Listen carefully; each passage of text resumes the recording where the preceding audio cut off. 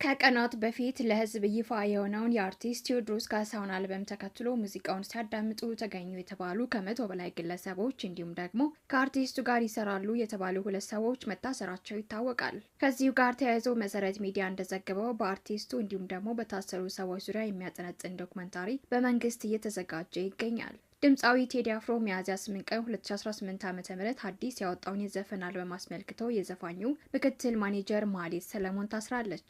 ማህሌት ዘፈኑ ከመውጣቱ በፊት በአርቲስት ቴሌቪዥን መግለጫ እንዳንሰጥ ተከለከልን በማለቷ ምክንያት መታሰሯን የፌዴራል ፖሊስ ለፌዴራል የመጀመሪያ ደረጃ ፍርድ ቤት አራዳ ምድብ ችሎት አስታውቋል። መሰረት ሚዲያ እንደገለጸው የቴዲ አፍሮን አዲስ ሙዚቃ አስመልክተው በአርቲስት ቴሌቪዥን መግለጫ እንዳንሰጥ ተከለከልን ማለቷ በአዲስ አበባ ከተማ ውስጥ ሁከትና ብጥብጥ ለመፍጠር የታለመ በመሆኑ ይሁንና አምና በካሜራ ፊት እንድትናገር እየተጠየቀች ትገኛለች።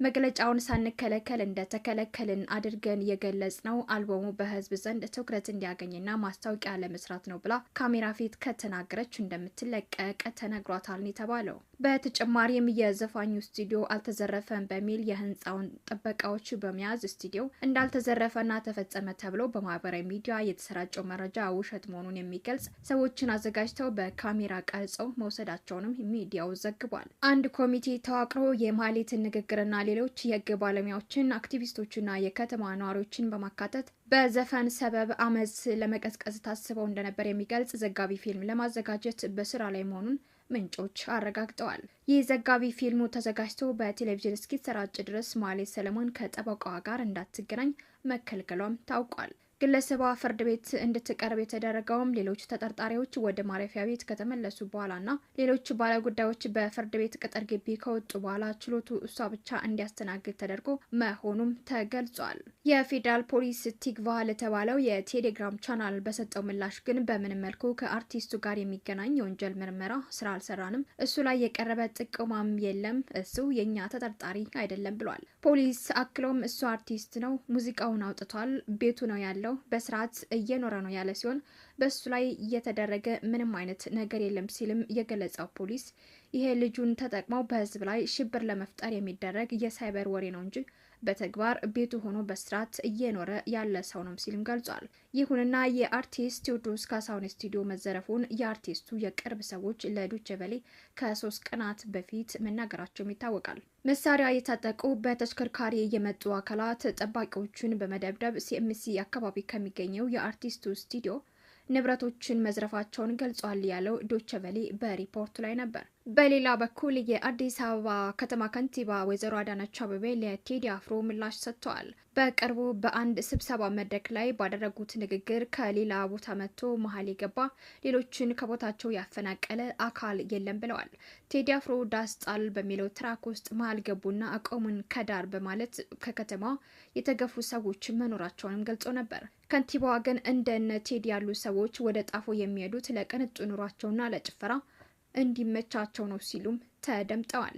ከቀናት በፊት የኦሮሚያ ክልል ፕሬዝዳንት ሽመልስ አብዲሳ ለሚያለቅሱት አትከልክሏቸው ይልቅ ሶፍት ስጧቸው ሲሉም ተሳልቀው ነበር። ቴዲ አፍሮ በኢትዮሪክ አልበሙ መንግስትን ከተቸ በኋላ ሌሎች ዘፋኞችም ዝምታቸውን መስበር ጀምረዋል። ከነዚህ መካከል 4 ኪሎ ተወልዶ ያደገው ድምፃዊ ተመስገን ገብረ እግዚአብሔር አንዱ ነው። ታዋቂው የሙዚቃ አርቲስት ተመስገን ገብረ እግዚአብሔር በሀገሪቱ ወቅታዊ ሁኔታ ላይ ያለውን ጥልቅ ስጋትና አስተያየት ከትናንት በስቲያ በማህበራዊ ሚዲያ በለቀቀው ተንቀሳቃሽ ምስል ይፋ አድርጓል። ድምፃዊ በንግግሩ አሁን ያለው የመንግስት አመራር መንገድ እጅግ አሳሳቢ መሆኑን በመጥቀስ አስተዳደሩ ኃላፊነቱን እንዲያስረክብ ጠንከር ያለ ጥሪ አቅርቧል። አርቲስቱ በሀገሪቱ እየታየ ያለው ማህበራዊና ፖለቲካዊ ቀውስ ከግል ጥቅምና ከፖለቲካ ፍላጎት በላይ የሆነ የሰብአዊነት ጉዳይ መሆኑንም ገልጿል። አሁን ያለው የአስተዳደር ዘይቤ የአንድን ወገን ፍላጎት ብቻ የሚያስቀድም መሆኑን የጠቀሰው ድምፃዊው ራሱም የዚህ ሂደት ተጠቂ እንደነበር አስታውሷል። በተለይም በህዝቦች መካከል የተፈጠረ ያለ ክፍል ቀደምት አባቶች ካቆዩልን የአንድነትና የመከባበር እሴት ጋር የሚቃረን መሆኑን በዝርዝር አስረድቷል። በተጨማሪም በህዝብ ስም የሚደረጉ የፖለቲካ ንግግሮች ትክክለኛውን የህዝብ ፍላጎት የማይወክሉ መሆናቸውን በመግለጽ አመራሩ በሰላማዊ መንገድ ከስልጣን እንዲወርድን ያሳሰበው። እባክህ ከኢትዮጵያ አናት ላይ ውረድ ሲል የተናገረው አርቲስት ተመስገን በማህበራዊ ሚዲያ ተጠቃሚዎች ዘንድ ከፍተኛ ትኩረት ያገኘ ሲሆን በሀገሪቱ ታዋቂ ግለሰቦች መካከል እየታየ ያለውን የአቋም መግለጫ ይበልጥ እንዲጎላ አድርጎታል።